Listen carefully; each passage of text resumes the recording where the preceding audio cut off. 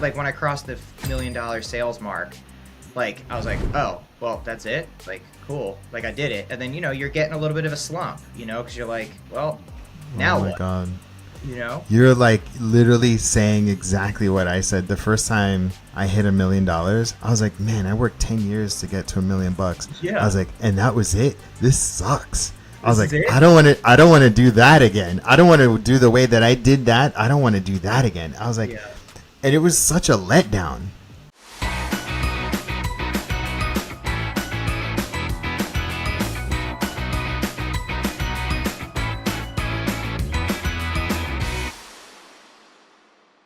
Hey, welcome to a brand new episode of the Woodpreneur podcast. This is your host, Steve. Today's guest is Paul Mencel from Philadelphia Table Company. How you doing, Paul? What's up, Steve, man? I'm doing good. Good to talk to you. Good. We got the clear frame crew going on. Yeah, just the blue light glasses, I get a headache from working too hard. Yeah, Weird. absolutely. So tell me tell everybody what's the origin story behind Philadelphia Table Company.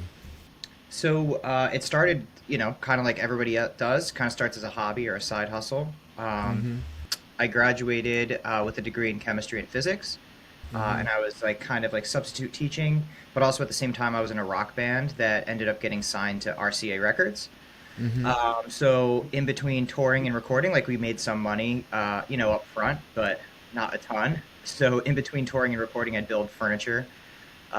It started with just one piece for my house, and then friends would come over, and then it was friends and friends of friends. And then I'd be on tour and I'd get an order or two from Etsy, and I'd be like, "Sweet, I could make rent this month." Come Yeah. home, come home from tour, hustle, make those pieces in my dad's garage, get them out the door, hit the road again, or be in LA for 6 to 8 weeks recording. So I was kind of just doing it that way. And out of necessity, I ended up having to hire people pretty much right off the bat because my To availability became, fulfill orders. yeah, because my availability. One of my first employees actually was my dad. I hired him to build something that I sold on Etsy one time, which is pretty funny. That's cool. And then my brother worked for me for a while, and then I started growing the company from there. So yeah, Cool. So it says that you were established in 2014. yeah. I Um, mean, about then, that's when I filed for my LLC. okay. Um, but before that, I was probably building furniture since like 2009 or so, 2012. Cool. Very cool. Yeah. What were those first couple of years like? I mean, they were like really fun and exciting. Sometimes I wish I could go back to that Mm-hmm. because you don't really care about profit. You don't care what you're making. I'm the only employee, so like whatever amount after materials was going in my pocket. Yeah. And it was just really exciting to try to get like the next big thing. You'd be stoked to get like 2 orders a month. But as like the company grows, that all that stuff gets way more challenging. Yeah. You have to maintain payroll and all your overhead expenses like a van and the workshop and tools and all that sort of stuff. Yeah. Yeah. Yeah. And what was the initial product that was it just tables that you were making? So the original name was actually called South Philly Barn because it was Okay. based in South Philadelphia. Okay. And it was when like all the farm table thing was like super hip. Yeah. So I was like, yeah, like it would be like a barn, but like an urban barn kind of deal. So it's Mm-hmm. like a lot of like reclaimed type stuff. It was honestly buying a lot of just like Doug fir, like 2x6s, and making tables, and Gluing then them like up and gluing yeah. them up, and then just getting old pine, getting pine board from Home Depot and making like sideboards and stuff. And then one time I was just kind of like messing around the shop trying to get ready to like grow. We moved from a 300 square foot to an 800 square foot. I had 2 employees. And then I think I was chatting with I think it might have been actually my brother. He's like, you know what? We mainly do tables. Why don't we just name it Philadelphia Table Company? And I was like, all right, cool. That sounds good. So it's been since then. It was really good for SEO locally for a while, which is great. Yeah. Um, what so what does it look like now? What does your company look like now? How many employees and So main right now product? we have 6 employees. We're at about 1.8 to 2 million sales. We have a 8,000 square foot warehouse, actually outside Sick. the city of Philly. in New Jersey, Okay. Gloucester City. And yeah, so we have an operations guy who was one of my builders.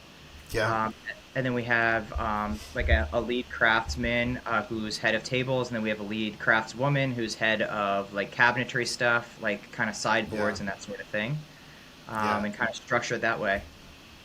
That's cool. What was how? I mean, obviously your name and your location. Are you born and raised in Philly? Yeah, just outside the city. Yeah. Okay. Um, like, how did you get your initial word out? So it was a lot of it was like word of mouth. So like my initial strategy when I didn't really care that much about profit margin and stuff was just try to get as many things in people's homes as Mm-hmm. possible. Yeah. So that was like pretty low priced stuff, which was good. Mm-hmm. Uh, and then from there, I mean, you realize you can't keep charging $1,000 for a table. Nah, otherwise, no, no, no, otherwise, you're going to go no. out of business real quick. So It from goes there, real quick, doesn't it? Doesn't it go really quick? Yeah. yes, yeah. Yeah. So so it's been a lot of word of mouth. It's been a lot of like digital advertising and marketing, a lot of networking, and then when I started bringing people on about 2 years ago, I was able to focus a lot more on sales and actually overseeing the company. So Yeah. right now I build stuff that I want to build. I build stuff for my wife, and all that. But I've done a really good job of hiring people below me that are better than I ever was at building. I call And they myself love it too, right? They love it. yeah. Yeah, and I consider myself like a backwoods carpenter. I just like my family had a log cabin in Connecticut where my grandfather would like I learned how to like hit in nails and like build docks and do stupid stuff like that. Which doesn't, I mean, it does translate a little bit to fine cabinetry and fine furniture if you like really focus those skills. But it's getting to a point where I was like, trying to answer emails, set up deliveries, and build like, a custom sideboard all at the same time. And, there's no doubt things are going to get messed up. You're going to mess up a dimension, you're going to mess up a size, you're going to do something wrong. And once that started happening, I was like, hey, I need to really focus on if I want this company to grow bigger, I need to step out of the building part of it, focus on the design work, focus on sales, and actually running the business instead of working in the business. What was that like? I mean, what was the catalyst to do that? Was it like the overwhelm, the stress, and the messing up on orders, or like, or was it a conscious decision to say, I'm going to build a business with 6 employees, this amount of square feet, this amount? Like, what did you have that vision from the beginning, or did it kind of evolve? Well, so I've always kind of enjoyed, I'm like an entrepreneur at heart. I've always enjoyed building businesses and actually kind of like building businesses better than I like even building furniture. Furniture just happened to be the thing that worked out. I mean, I love furniture. I love inside and I love decor. I love interior design. Like I love all of that stuff. I love working with wood. But I kind of always from the beginning was like, hey, I want to build something that's bigger than myself. Um, so yeah, I mean, it was just a matter of like when it really kind of just made sense to like tip over to be like, hey, I have enough projects to support me, basically in like the sales position. I have enough people below me to like build the stuff, and there was just kind of a slow transition into that. Another big step of it was I moved farther during COVID. I moved outside the city, so I'm like 40 minutes or so from my warehouse now, and it just made a lot more sense to have people who were closer locally that could like build, you know, every day of the week as opposed to me just having to commute. Yeah, yeah. Did you bootstrap the whole time, or did you borrow?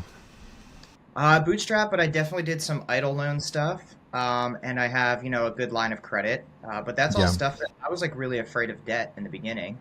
yeah. Um, I think like we're brought up thinking that like credit card debt and all this like loans and stuff is bad. Like you don't want to owe people money, but once you realize that that's like a tool, really, that credit's really a Such a tool, tool. It's a it can tool. really, Yeah, yeah, it can really help you grow.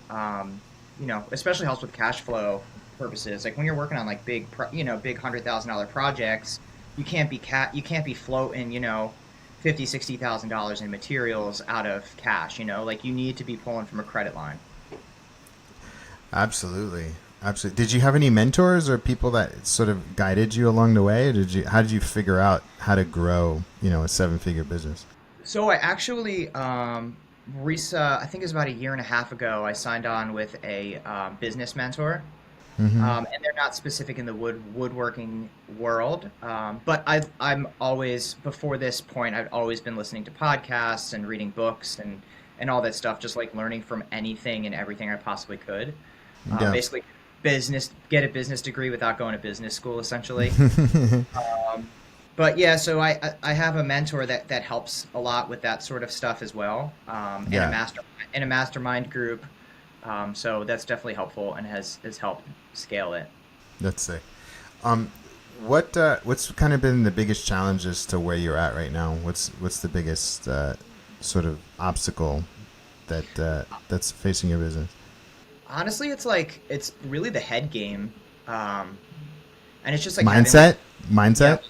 mindset, and then just like the imposter syndrome idea. Like every now and then I'll just get an order and I'll be like, well, guess that's the last table I'm ever gonna sell. Time to pack it in. It's been a good run, because like it, Oh it, it man. it's it's a hot and cold type of thing, and it goes with the media cycle. If you notice, people like, oh, we're going in a recession, so all of a sudden people buckle down, and it'll be like a week or two without an order, and then all of a sudden, the media stops talking about that again. It jumps back up, and then you're busy as all hell again.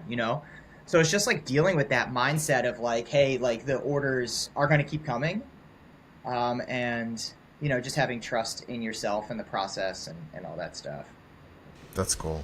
That's very But it's cool. been also hard, like scaling as far as like hitting profit margins that make sense, that make it Mm-hmm. possible. It was something that I never really focused on. For a long time, I was just kind of like, as long as there's Collect the more, cash. Just as collect long the as there's cash. more money coming in than going out, like who cares, right? But Yeah. like once you actually start looking at like your P&L and realize, hey, I need to be hitting, X percent, and I need to be hitting 40% gross profit on every piece, otherwise I'm losing money, then that's when it really matters. And you need to like differentiate yourself from like the Crate and Barrels of the world and Restoration Hardware, because like those, first of all, it's made of crap and it's just like mass produced, so you can't compete with that, and you shouldn't be. I mean, Yeah. it's handcrafted furniture. You can't be competing with that.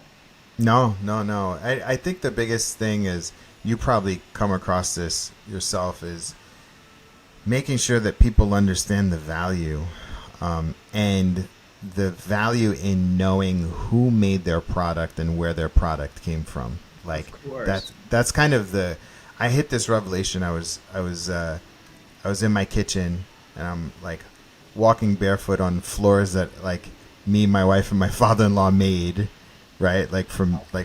like we made our own flooring, and I'm eating on my maple butcher block countertop that we made, and it was like, oh, there's a psychographic of a type of person that says, I truly value this Yeah. and I want this. And and if I look around my house, I want all of my stuff, my wood products to be like this. Like if we could clone those types of people, wouldn't that be amazing? You know? Yeah, yeah, and honestly, it's like that's that's the big thing, is like you have to realize too that your stuff isn't for everybody. For a long time, Exactly. for the long Yeah. time, I thought I was going to be like the furniture company for the people. Mhm. And it's like Mhm. you like really can't, because some people don't value that too. So yeah, I mean, one thing we really do try to focus on is like the crafts people, like all of them we brand the bottom of all of them with our logo, and they Mhm. personally design it. So each That's sick. maker is doing everything top to bottom. So we don't have a guy who's doing just tops, or someone who's just doing legs, or someone who's just doing finish, right? So everything's bench made top to bottom. So Yeah. the piece that you're getting in your home is made by an artisan. It's made by a crafts person at our Yeah. shop, that's then hand delivered to you. And that person cares about it, almost as much as the end user is going to care about it. So sick. Yeah. Um are you I mean, it's a weird question to ask. Are you still enjoying it? I mean, it's tough Yeah. sometimes, for sure. I mean, Yeah. obviously, you're always fantasizing about some other industry or some other business who's like, you're like, oh, that guy's got it made, right? Like it's always Yeah. like a grass is greener kind of Yeah. thing. Yeah. Yeah. Like, oh man, if I was just an architect, or if I was just doing this type of furniture instead, or if I was just doing kitchen cabinets, like it'd all be gravy. But like, Yeah. I feel like it's the same for everybody, you know. I Yeah. mean, the thrill of growing a business kind of keeps you going.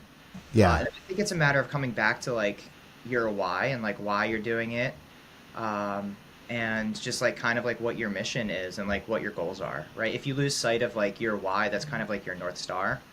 Mm-hmm. That could really kind of mess with you a bit because that's happened to me a few times. Like I've hit goals that I was like, I'm never gonna like when I crossed the $1 million sales mark. Like I was like, oh, well, that's it. Like cool, like I did it, and then you're getting a little bit of a slump, because you're like, well, Oh now my what? God.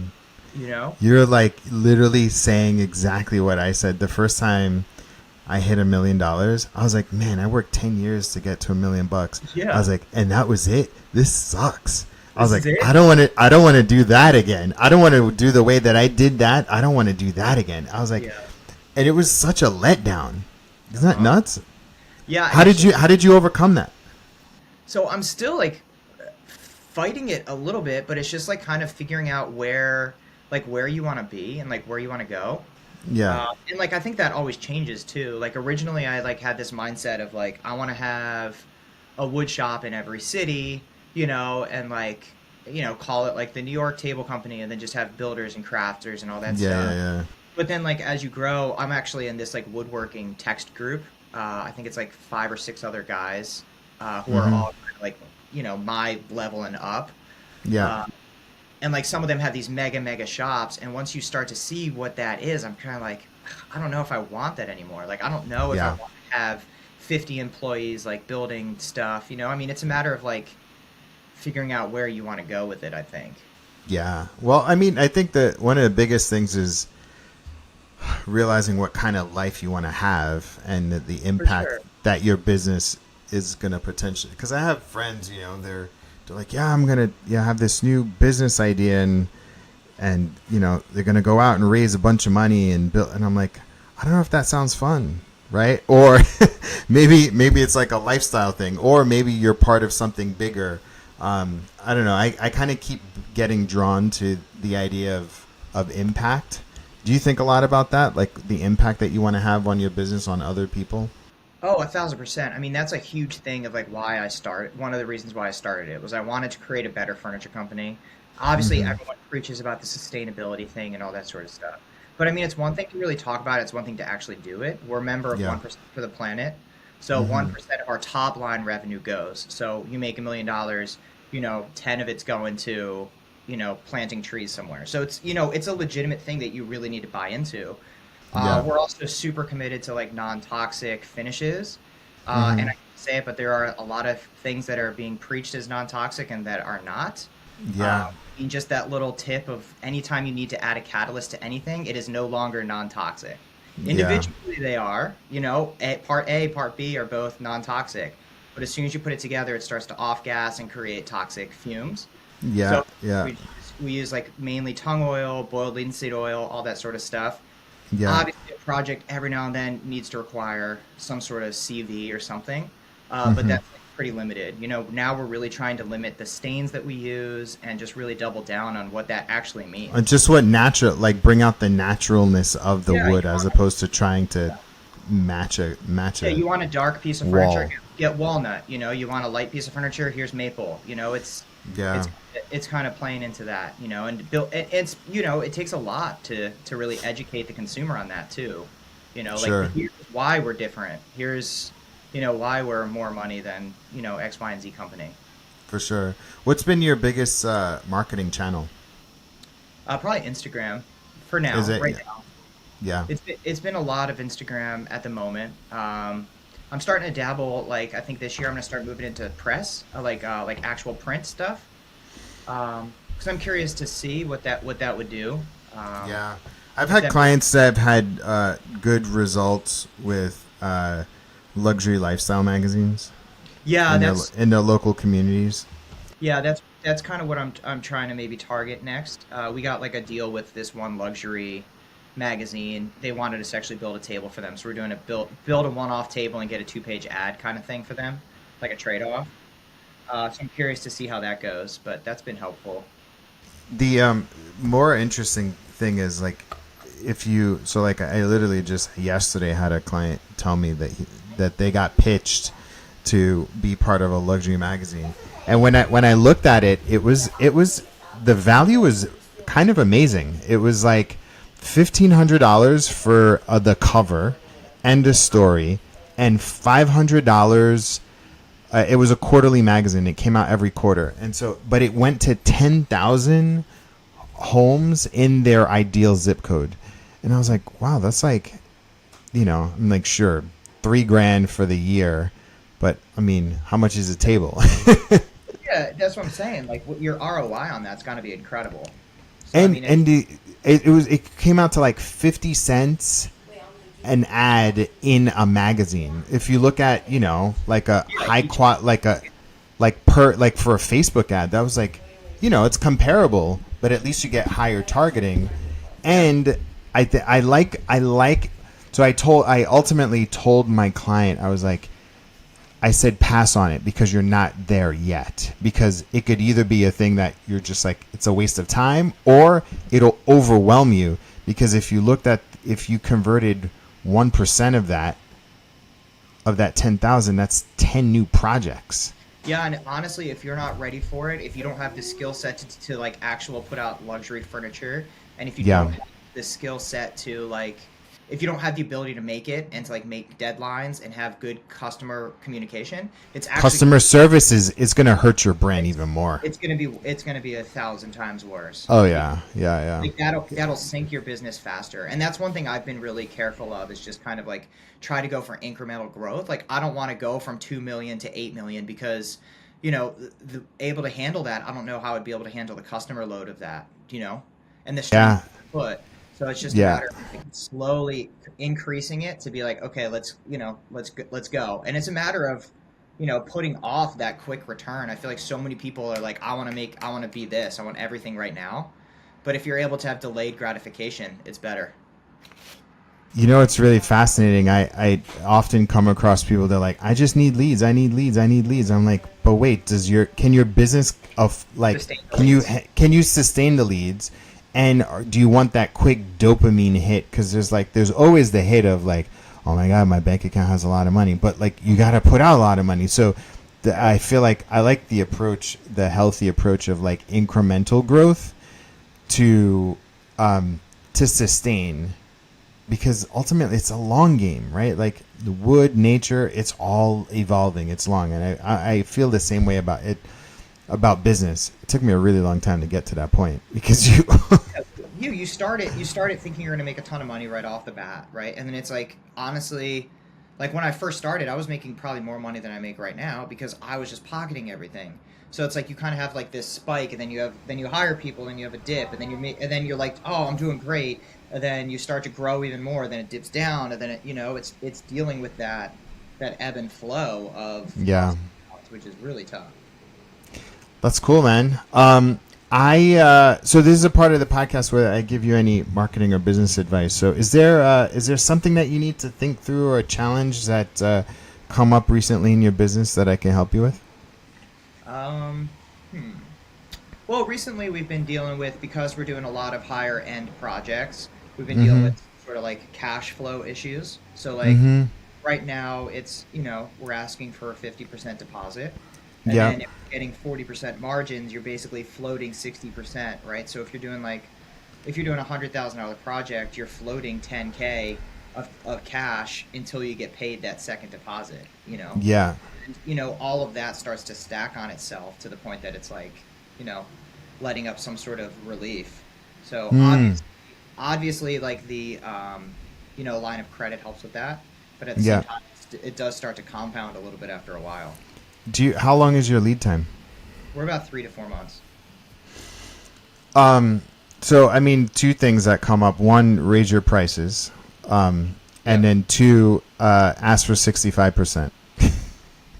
Yeah. So like the raise your prices, like 3 months is, I mean, that's pretty good. That shows like a healthy production, and you can forecast for 3 months. I do like when was the last time you raised the prices? Probably like 2 weeks ago, but I'm gonna raise it Okay. again. I mean, Yeah. we're always increasing it. We actually have our operations guy who does like a project analysis after each project. Yeah. So we go, ooh, we only made like 20% on this project. Next time I'm gonna bill it, For more. sure. For So sure. each time, yeah. Yeah, like especially if people are saying yes too fast, then that means that your prices are not high I know enough. and honestly, there's nothing worse than like being like, yeah, that table's gonna be 12 grand. I'm like, okay, cool. Send the invoice, and you're like, fuck, I should have Fuck. charged. Yeah, yeah, yeah, yeah. I It's should have honest, charged and 20 grand. Like you kind of want to have that arm wrestle, but you also kind of don't. So it's like, yes, yes, and because you're always looking at the next payroll cycle, and you're like, oh man, I gotta bring in the cash, right? And so yeah, that was one thing, and then the other thing is, so I've been advising my clients, the ones that have the stomach for it, to ask for 65%. yeah, Because now it's like they cannot back down. Like they're not going to back out at that point.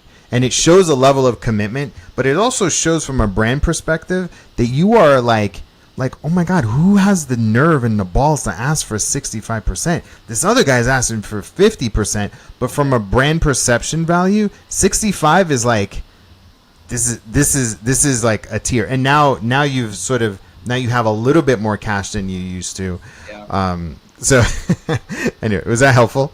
yeah, for sure. Cool. Well, one more question I meant to ask you. What's your mix between commercial and residential? So we're probably about 30% commercial, 30-40% commercial. Mm-hmm. And the rest is like residential stuff. What are you doing for commercial? So that's just been like honestly growing ever since I started it. So it's just kind of being plugged into businesses and connecting with people. Yeah. And a lot of that is just developing the trust in the purchaser. So it's like working Yeah. with architecture design firms or purchasers. And Yeah. once you develop that trust factor and like your prices are reasonable, it's going to be really hard for them. They're going to really need a reason to find somebody else to go to, right? Like if you're the Yeah. go-to person, you're easy to deal with, you make a really great product at a fair price, and the clients really love what you're doing, they're going to keep coming back. So it's just kind Yeah. of snowballing, which is great because those are the best kind of things, like you I mean, get. kind of based off of our interview, and like, and that's why I came back and asked you that question. I was like, oh, from your website, it just looks like it's more residential, but like commercial is another beast where it doesn't necessarily rely on your brand name. It's the strength of the relationship, and like what you said, it's like it's less of a brand. Your brand is actually, can you deliver on time? Can you deliver? Are you easy to work with? Yeah, Do people like you? yeah, And do you do killer work? Like that's it, And yeah. are you within the budget? Are you within the budget?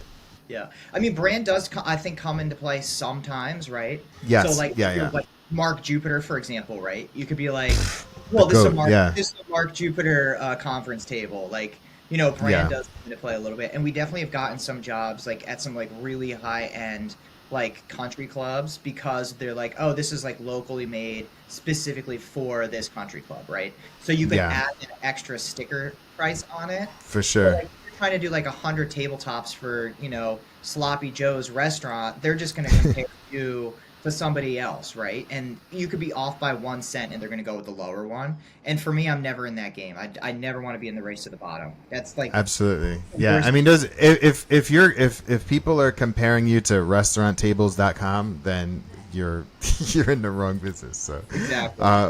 cool.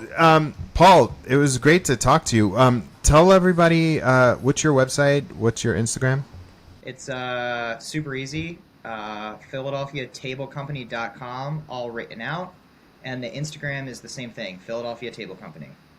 Awesome, man. Well, thank you so much for your time and for sharing your story with the Woodpreneur community. All right. Cool. Man, thanks for having me. All right. Take care. See ya.